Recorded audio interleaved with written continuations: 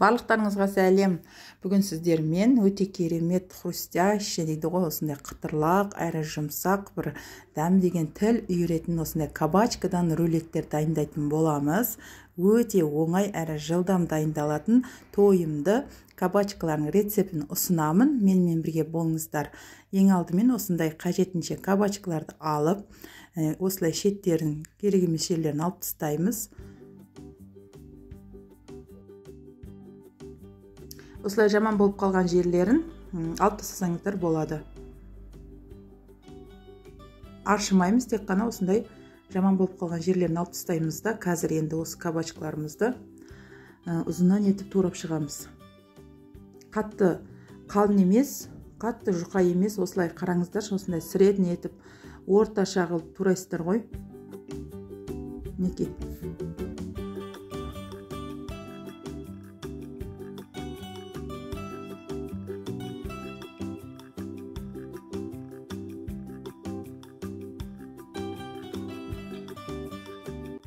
Барлық кабачкаларды осылай турап алған соң, енді осыларды тұздау үшін бірдей етіп осылай жайып шығамыз.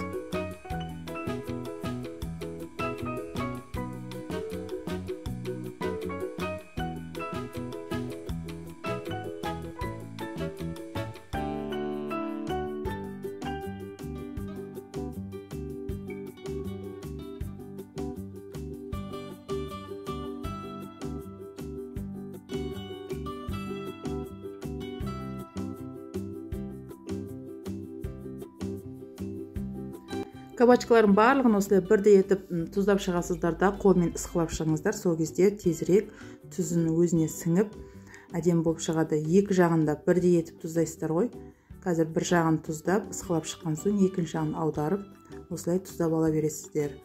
Енді осы кабачкаларымыз жақсылап тұзы сіңіп тұрғанға дейін біз қазір қалған ішіне салатын салмаларын дайындап алатын боламыз.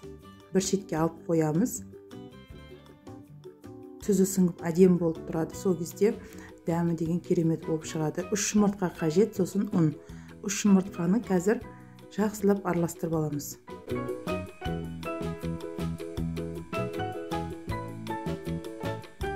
Клияр жасап пісіретін боламыз ғой.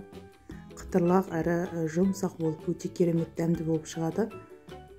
Енді бізге осындай сыр қажет болады. Сырды осылай кішілеу жағынан өкіштен өткізіп аламыз.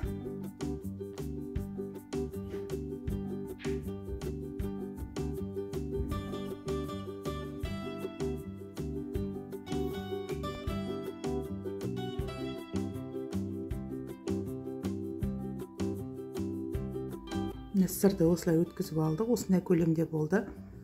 Енді бізге бір немесе екі помидор қажет болады. Үлкендеу болса, бір помидордың өзі жеткілікті. Осы екі помидорымызды қазір майдалап турап аламыз.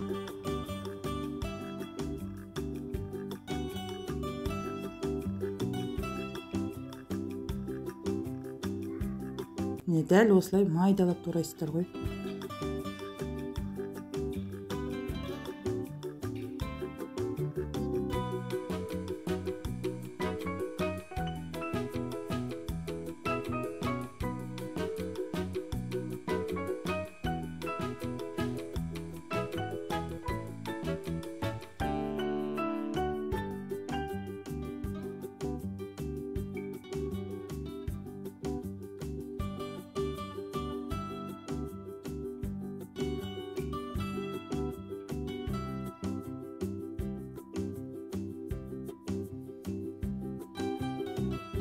Турайтын қажет заттарымыз барлығын турап алдық. Енді қараңыздар, кабачканың бетіне тұз сеуіп қойғандықтан осылай бетіне су шығып қалады.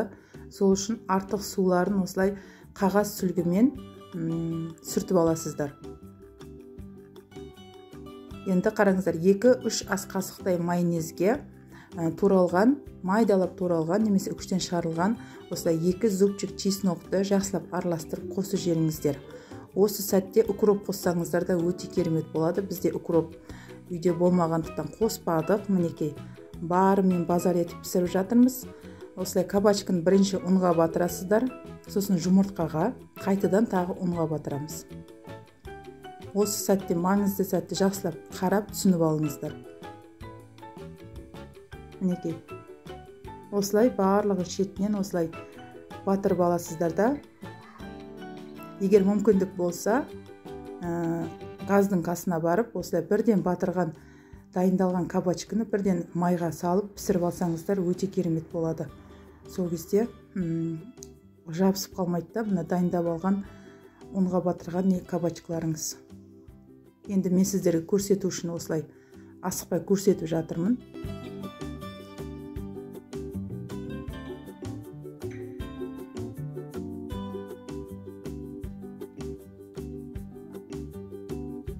Мінекей, енді бағана күштен өткізілген сырдың үстіне чеснок пен майонезді салып, жақсылап араластырып қойыңыздар.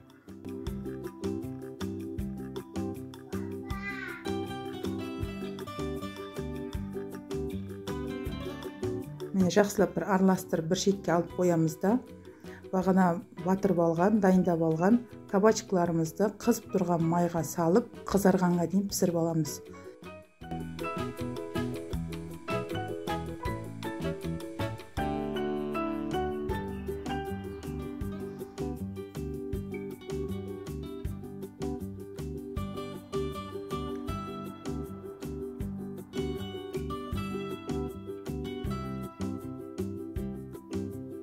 Түсі енді бір керемет қызыл болып шығады. Қараңыздар, осылай сарғыш қызыл болып піскенге дейін осылай қызартып пісіріп аласыздар ғой. Міне пісіп шыққан кезде де тағы да қағаз сүлгінің үстіне қойсаңыздар, артық майларын қағаз сүлгі өзіне сіңіріп алады. Сол кезде қатты майлы болып шықпайды. Мінекей, енді пісіп шыққан, қызарып шыққан осылай кабачкаларымызды бағана дайындап алған сыр мен майонезді жағамыз. Бір шай қасық помидорды салып, осылай орап шығасыздар да. Зубочистка таяқтарын бірігіп тұру үшін осылай қолданасыздар ғой. Енді бұл өте қатты маңызды емес. Егер қаласаңыздар, зубочистка таяқшаларын қолданбай-ақ өзін рулет секілді етіп орап қойсаңыздар да өз формасын ұстап тұрады екен. Мен арасында осылай жасап көрдім. Ешқандай таяқша қолданбай-ақ формасын ұстап әдемі болып тұрды. Енді қонақтарыңызға ыңғайлы болсын, шашылып кетпесін десеңіздер, осылай таяқшалармен дастарханға қойсаңыздар, енді дастарханның сәнін ашатын өте керемет кабачкалар болып шықты ғой, рулеттік кабачкалар болып. Біздің кішкентай балапандарымыздан үлкендерге дейін таласып, сүйсініп, жақсы көріп жеді. Сіздер де жасап көріңіздер. Бізге өте қатты ұнады. Енді құрамында сыр болғандықтан, жұмыртқа, ұн болғандықтан бұл өте тойымды болып келеді екен.